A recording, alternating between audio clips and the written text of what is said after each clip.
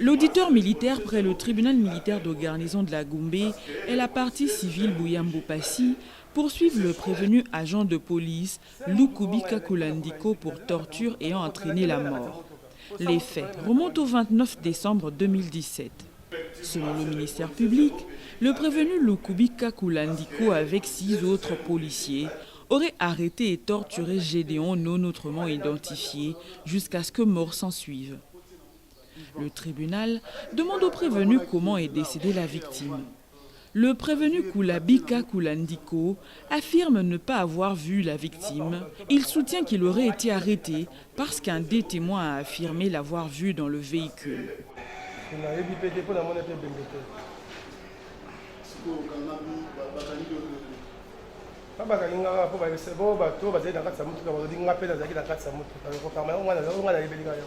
Le tribunal demande ensuite au prévenu quelle est sa version des faits.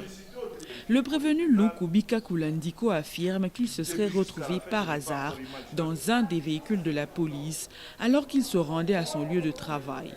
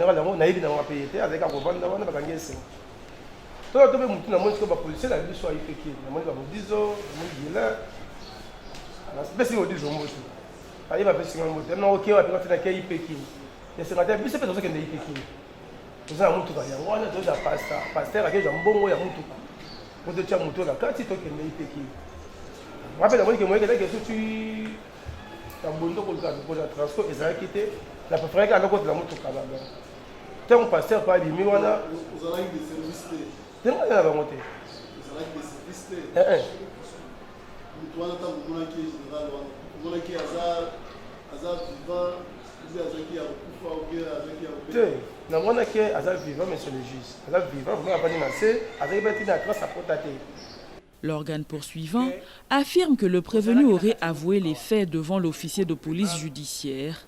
Il demande au tribunal de confronter le prévenu au procès verbal. Est en train de nier les faits, Monsieur le Président, pendant que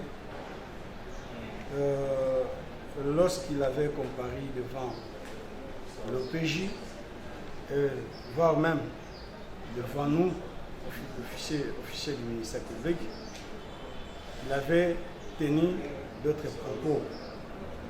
Et avec votre autorisation, Monsieur le Président, nous allons le confronter avec son PV. D'abord, nous allons exploiter le PV dressé par le PJ, là où il avait répondu librement, Monsieur le Président. Les avocats de la partie civile demandent au tribunal de questionner le prévenu sur l'identité de la personne qu'il aurait désignée comme coupable. Le prévenu soutient que c'est le policier qui l'a arrêté, qu'il aurait tenu informé de la mort de la victime et non un des policiers présents dans le véhicule. Si le prévenu peut confirmer envers devant vous que ce sont les inculpés qui étaient à bord de la voiture Ketch, marque YST, communément appelée Ketch, qu'il avait doigté lors de son arrestation, que c'est lui qui vient de tuer, qui vient d'occasionner la mort de décrus sur monsieur le juge. Monsieur le juge, je suis une nouvelle et pas un policier. Policier, je n'ai pas parlé de tout, mais je vais vous dire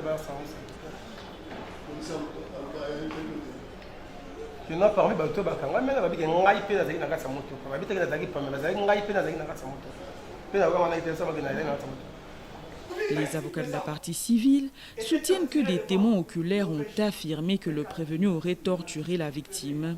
Des accusations que rejette le prévenu, qui soutient que les témoins dont parlent les conseils de la partie civile n'avaient pas arrêté de se contredire devant l'officier de police judiciaire.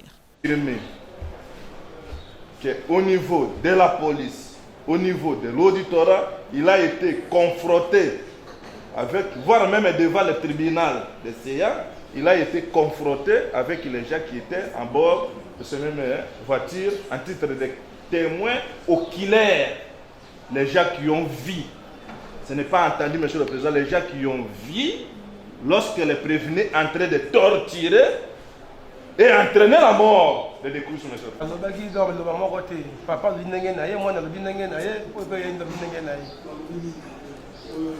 Bon, tout le monde a il y a papa, il y a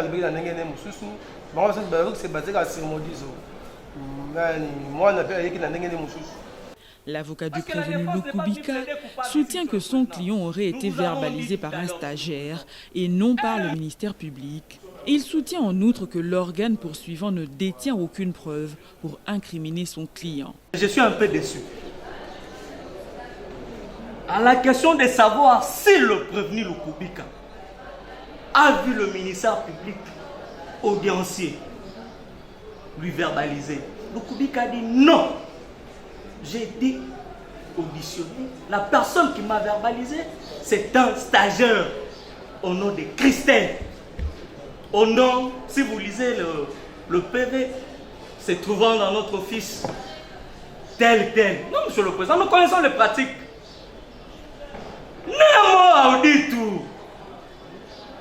Il a délégué son pouvoir, monsieur le président. La dame a posé des questions, il a posé des actes. C'était sous sa signature, monsieur le président. Mais Lukubika n'a jamais vu le ministère public. Le ministère public n'a pas la preuve qui inclut Lukubika dans cette mission-là. Il a été embarqué, monsieur le président.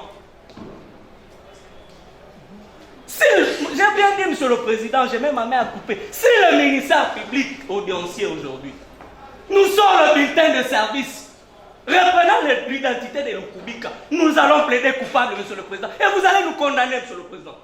D'autant plus qu'il n'y a pas un bulletin de service. Et le ministère public est incapable, monsieur le président, de nous inclure dans cette affaire. Ordonnez-nous à la plaidoirie, monsieur le président. On avait voulu reconduire les moyens de nos prédécesseurs dans cette affaire. Nous avons compris que l'affaire doit être plaidée. Parce que c'est le moment magique d'un avocat. Nous avons besoin de plaider, monsieur le président. Appelez-nous à plaider cette affaire, monsieur le président, nous avons dit. Après avoir entendu toutes les parties, le tribunal clôt le débat et renvoie la cause pour la poursuite de l'instruction.